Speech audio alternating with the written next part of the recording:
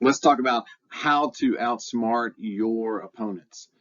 We're going to look at how to read offenses. Now, this video will be geared more towards travel ball just a little bit, because school ball adds a couple of different elements, because school ball you have huddle and all the other coaches get a view of all your games. So if we're talking about travel ball, AAU, whatever you want to call it, and you're having a little bit of time to scout who you're playing, let's talk about how to read their offense to prepare for that the quickest you can.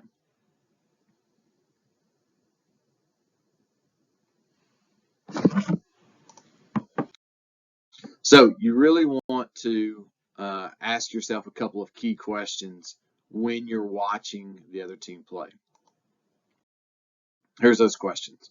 One, does the team look like they like to run and gun or set up in an offense?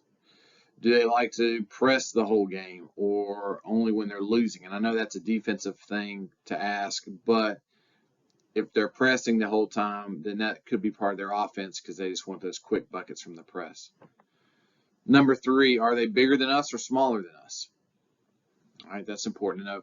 Are they made up of shooters or a dominant big in the post?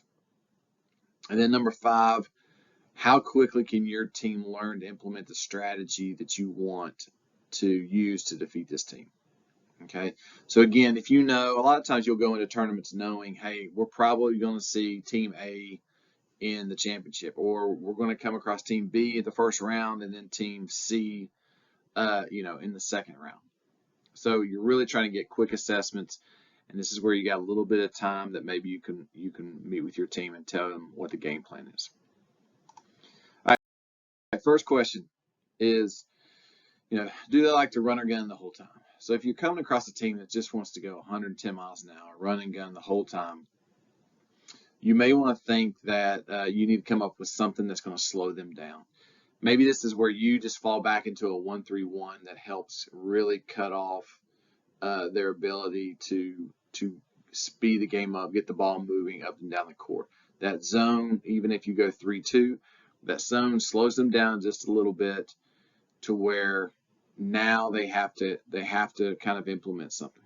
All right, so if you're playing a run and gun team, all right, get out in that zone, stop those corners, stop them from feeding the big man. So I would really look for a zone play. Number two, do they press the whole game or only when they're losing? So if you're getting ready to play a team that just loves to go, full court man to man, maybe they want to go diamond press, something really aggressive. One, you've got to be able to break the press. All right, so we're not even worried about their offense if you can't even break the press, because their offense is working, and that is to make you turn the ball over. So if they're pressing, they're looking for those quick buckets. You want to break their press quick and easy. The first, that's what you want to make sure you have your team knowing how to do. Then you can slow them down a little bit if they like to this kind of goes back to the run and gun. If they're liking the press, then maybe they're liking the run and gun. So maybe you want to go back to a 1-2-2, press yourself after you score, to kind of prevent them from having that quick turnaround. All right. The next one, are they bigger than your current team or smaller? So what you want to know here is, are they going to try to just bully ball? All right, are they just going to throw it to you kind of via LeBron and just back you down to the post and then make their move? If they're going to do that, you may want to consider fronting their post players. You may want to consider not letting them get set up. If they're going to try to run their offense, you want to try something that's going to disrupt them. Maybe that's a lock left, where you're trying to make all their guys go left. They're bigger than you. All right. If you're smaller guys can be real annoying to have to play against. So when I'm looking at their offense and they're bigger than us, how are they trying to score against smaller teams? Again, are they trying to always feed their post players and just get putbacks, or just get drop steps or baby hooks? Are they trying to just drive and knock us down getting in there? Well, in that case, maybe push them to lock left just a little bit. Keep that out of their dominant hand. All right, number four, are they made up of shooters or dominant bigs? All right, so if they're made up of shooters, then you need to understand that the corners are going to be key places. Usually the top of the key will be a key place for shooters to set up. So if they're made up of those shooters, you're going to have to play them up a little bit more. Whether you're playing them man to man, if you're playing them in a 2-3, which I'm thinking you're going to play them with a little bit more aggressive. So maybe a matchup zone. But if you're playing them man to man, just know that you got to have great closeouts, and you're going to, again, if they shoot right-handed,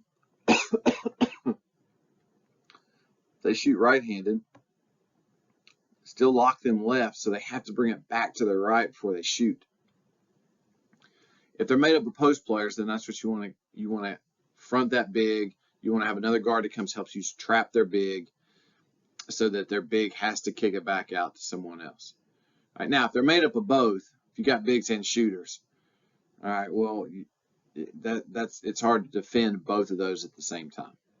All right, but if you've got, typically on these travel teams, usually they'll send out one or two good shooters, and then some have a dominant big, and some don't. They just rely on their shooters the whole time.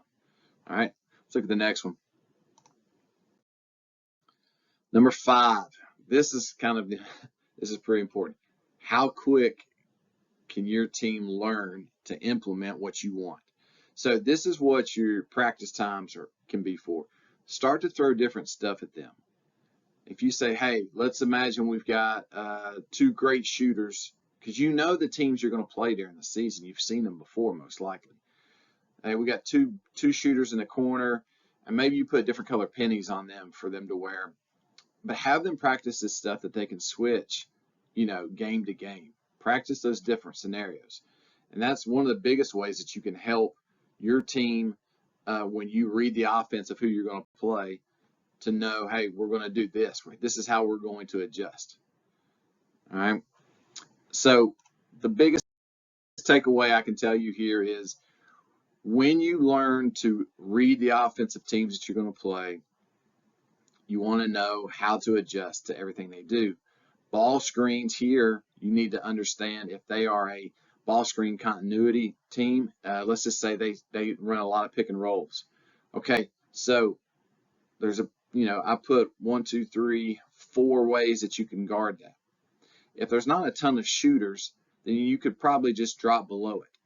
All right, if you're going to ice it, which means you're going to kind of put your butt to the sideline and force them back the other way. If you're going to fight over the screen, because they're probably not going to drive all the way.